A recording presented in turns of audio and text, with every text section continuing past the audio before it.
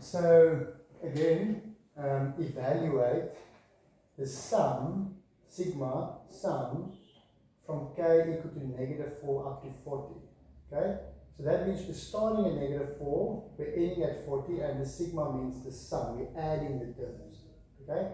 So you can say, let's write down the first few, negative 4. If I put negative 4 in, I get 5, negative 4 plus 2, plus the second one, then I substitute negative 3, so it's 5, negative 3, plus 2, plus, and it carries on. So you put negative 4 in the place of k, then you put negative 3 in the place of k, then negative 2, and then negative 1, and 0, 1, all the way up to 40, but you're not going to write all of them down. It's way too long.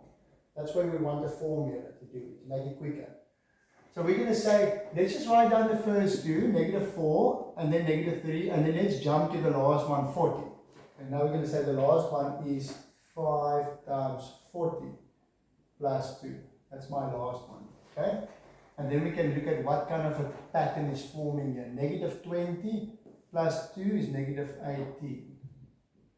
Then the second one is negative 15 plus 2 is negative 13. And then obviously the last one is 200 plus 2 is 202. Okay. So we can see now that there's a difference of 5. Okay. The second term, the difference is the second term minus the first term. So it's going to be the second term negative 13 minus the first term negative 18, which will give you 5. You can actually see it there because you're multiplying k by 5. Just by looking at this, you should know the difference is 5 because I'm multiplying the value every time by 5.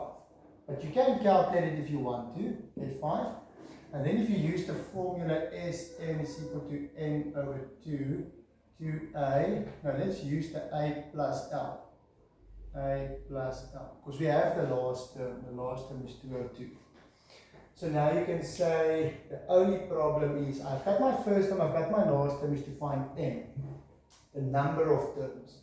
So from negative 4 to 40, the formula we use is we take the highest value, 40, minus where you start, negative 4, and you add 1. That's always what you do.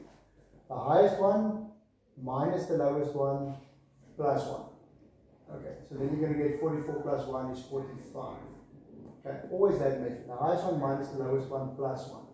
So we're going to say in this case it's going to be 45 over 2, and then a, negative 18, plus the last one, 202. And then you can calculate what that gives you. So it's basically, you can check for us maybe, 45 over 2, bracket negative 18 plus 202. Okay, but the important thing is to find the number of terms. Highest one minus the lowest one plus 1. Okay. And to expand, to make sure what's your first term and your second term. What do you get? 4,140. Okay. Does it make sense? Okay, so that's the method now.